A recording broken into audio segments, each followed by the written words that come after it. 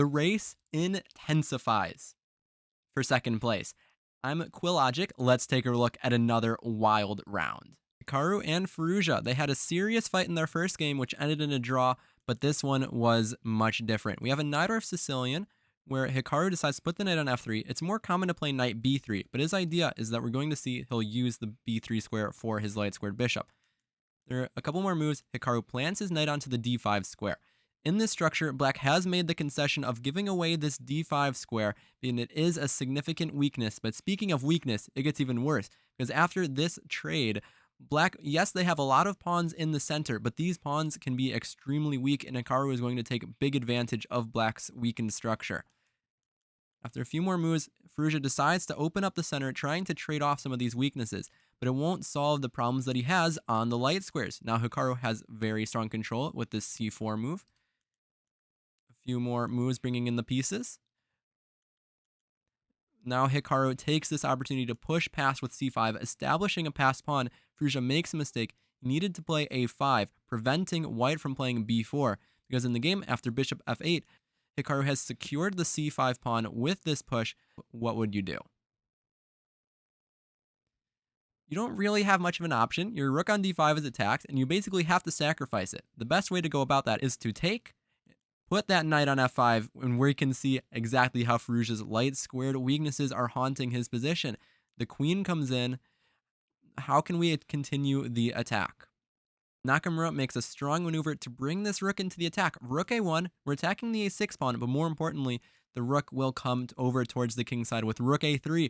Black is in huge trouble. All of white's pieces are coming to attack black's king. They are not surviving this one. Firouzja tries to take, but after a couple more moves, Firouzja ends up resigning because he has no way to defend against the mate on g7. A big knockout for Hikaru. The leader of the tournament, Nepo, is deciding to keep it safe with the white pieces. Interestingly enough, Radjabov also played a Catalan against Nepo, which similarly ended in a draw without too much drama.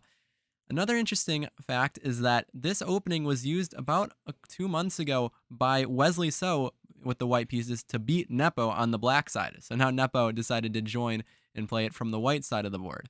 The point of this opening is that black does have some weaknesses on c7, on c4, but black is hoping that by playing c5, they will have liquidated enough of the position and be left without many weaknesses. Play continues with both sides starting to develop. Bishop f4 attacks c7, so Radjabov pushes it forward. We see exactly what I was talking about. A few moves back and forth without too much progress being made until after a few more moves, we're going to start to see the pieces come off the board rather quickly.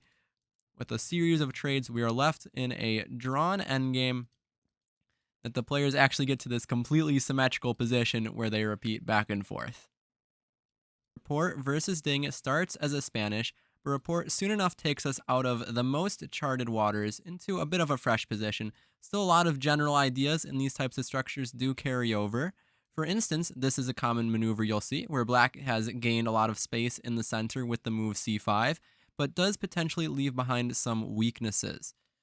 Speaking of weaknesses, black has now pushed every single pawn but their f7 pawn, which means that it could potentially be difficult for Ding to find a place to castle. We know throughout this tournament that Rapport has been the one who very often refuses to castle, but now Ding is giving him a taste of his own medicine as far as the not castling is concerned. Not sure how scared Rapport is of that, but okay.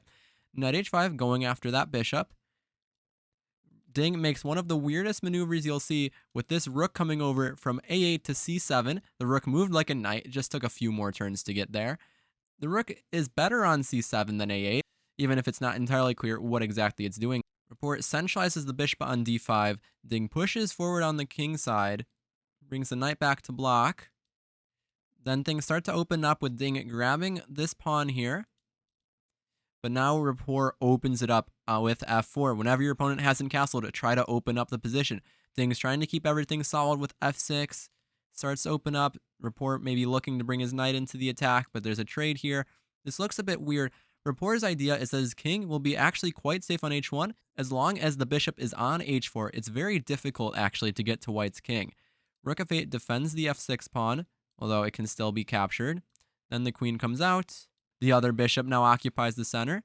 Rapport makes a cool move, bishop f7 check. You cannot take it because of bishop takes e5, discovered check by the queen. So the king has to run away. The rooks come into the game. The rook comes back out of the game. Knight c4, another really cool move by Rapport, giving up this knight, but the idea is that Rapport has a ton of threats here. He has opened up the rook, it is lined up right with black's queen and king, so there are big threats involving c5 moves trying to kick the queen away. There's bishop takes e5, taking advantage of the pinned black bishop. There's also bishop a4 being a threat sometime soon with that check on the diagonal. So Ding finds the best defense. Rook c6, making some space for the king to run away to, even though he does give back some material. You can't take it because rook c1 would win the queen. White retreats this bishop. Then how would you evaluate this position? Material-wise, black has a bishop and a knight versus the rook. This should be advantageous for black. However, the weakness of black's king will compensate. White has a lot of potential for counterplay against black's king because it could still be totally wide open. However, Rapport messes up. He goes rook c1, which is okay, brings the queen in, but here's where Rapport makes a mistake. He plays this move, rook c3. What would you do here? First of all, knight f2 doesn't actually accomplish much because white keeps their king on h2, and white is threatening to take this bishop, so that wouldn't work. However, you can start with the move a takes b5. Now you keep your knight defending this bishop. If you try to take the pawn, now comes knight f2 check, king moves away, then you grab the pawn on e4. With bishop b7 coming next, black has improved the light squared bishop and planted a knight in the center of the board, which would be great for Ding. Instead of that, Rapport takes the knight, but this is the point. This is a sacrifice. Now white is up in exchange, but the problem is that the b pawn is going to be too strong. After bishop d4, bishop f6, black brings in the king. Rapport tries to sacrifice the rook for the bishop, but it's to no avail. The problem is just that their king is completely out of the game. You can't do anything if you're Rapport to stop it. The pawn is moving up, the king's coming with it. After a few more moves, Rapport resigns. If you're curious about how this game could have continued, white's best bet is probably to try to bring their king back to stop the b pawn. If you don't, then black will play king d3, king c2, win this bishop. So white can play king c5, and we can try to bring our king over, but white is just in time. This is why a lot of times opposite colored bishops in the endgame offer good drawing chances, because black has set up a total blockade of this pawn. Imagine there weren't any pawns on the king side, there's no way black could ever make progress. b2 will always be stopped by the bishop and the king, so I would just move the bishop back and forth. However, with pawns on the king side, black can win. First, we can go after and capture the g2 pawn, so now we're up a pawn on the king side.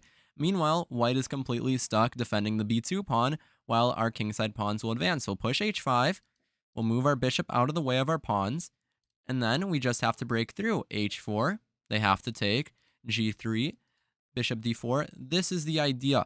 White's bishop is not going to be able to stop both of our pawns. White's bishop is trying to defend the g pawn, but it's also trying to defend the b2 pawn. It has too many jobs.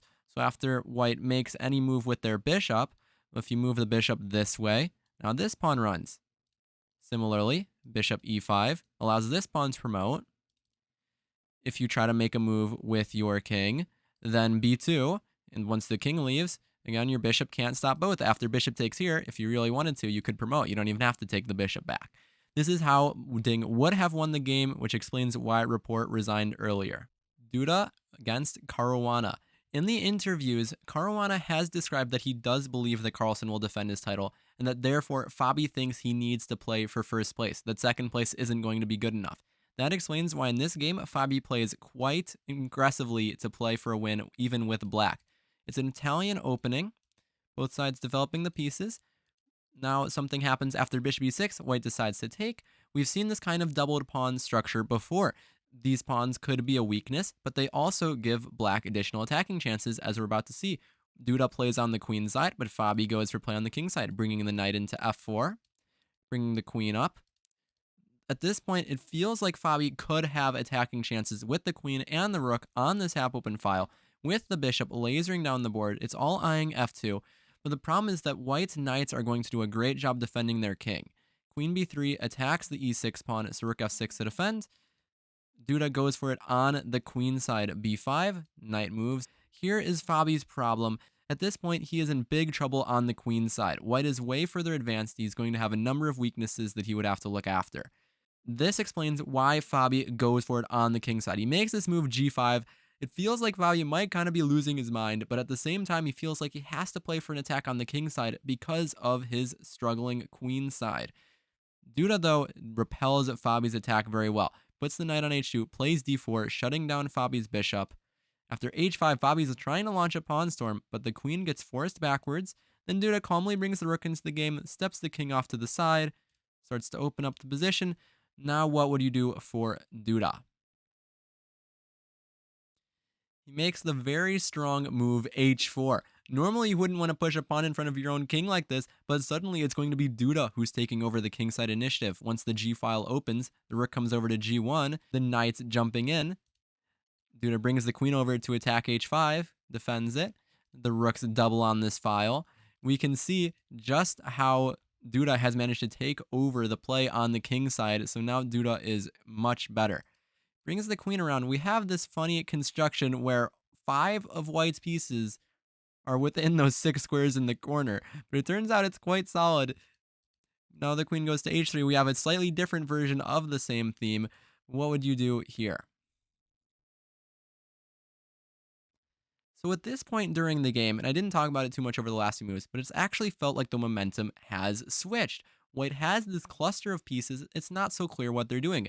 Meanwhile, if Fabi has the time to bring the knight back into the game, one of Duda's big advantages was the knight on a5 being totally out of the game. But if this knight can come back to c5, where it defends the e6 pawn, attacks the e4 pawn, maybe can even dream of coming to f4, Black could take over this game. At this point, too, they need to make 5 more moves. Fabi is down to 2 minutes while Duda has 10.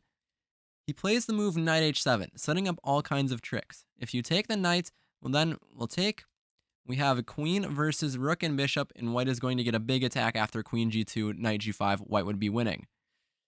The other option, if you try to play rook takes rook, then we take this way, your queen and your rook are both hanging. If you take here, this one would actually be checkmate. That's why Fabi played the strong move rook g6, trying to keep the position alive. The rooks are traded off. The knight comes back. So Duda, again, he didn't really accomplish anything. It feels like the momentum was switching. And after rook f6, you could see the camera, Duda looked distraught. He was so upset with himself for not finding the right move. However, with his head in his hands, Duda unleashes a brilliant move. Can you find it? The move is f4. First of all, if you take with your pawn, White will go queen f3, attacking the pawn, taking advantage of the fact that the rook is no longer covering the square now that Black put the pawn in the way. Black can defend it with queen e8, but then e5 forks 3 of Black's pieces. Instead of that, if you take with the rook, now you're losing control over your e6 pawn. After knight takes e6, your rook and your queen are both hanging. Fabi tried to play knight c5, but this doesn't work either because you can take, bishop takes back, knight f3, another discovered fork, winning the bishop, attacking the queen. There was no chances for Fabi after this, as White is now up a piece. They made a few more moves, but the result was never really in doubt because Fabi is just down a piece. Even if he has a couple pawns for it, the piece will eventually go ahead and win those pawns. Finally here, Fabi had enough and threw in the towel. Today was an insane day for the standings. With all of the wins yesterday and today, finally every player in the tournament has gotten a win, so that's good that everyone at least had one good game. Looking at our standings, Nepomniachtchi has a big lead, 7 points out of possible 10. That puts him a full 1.5 points ahead of the players in second place, which has also become a big race. We've got Fabi there, Naka there, and Ding there, all on 5.5 points. Radjabov's at 4.5 points. Duda, Rapport, and Firouzja all have 4 points and are tied for last place. With 4 rounds to go, this tournament is certainly not a foregone conclusion. Yes, Nepomniachtchi still has a big lead, but that doesn't mean he is impossible to catch. Any of these players in second place still could potentially catch him if Nepo loses a few games and they put together a few wins. Additionally, the race for second place is also heated in case that ends up mattering if Carlsen doesn't decide to defend his title. One more interesting group of statistics is that in our second half of the tournament so far, we have, out of 12 total games, had 8 decisive results. Out of those 4 draws, 3 of them were with Nepo. And out of those 8 decisive results, there have been 7 wins with white. So I'm curious what you think about these statistics. Do you think the classical chess has too many draws? Do you think that black is just busted out of the openings? I don't know. These are controversial questions. The candidates does give some answers potentially, but do you think this is indicative of larger trends in elite level chess? If you enjoyed the video, make sure to like, share, and subscribe.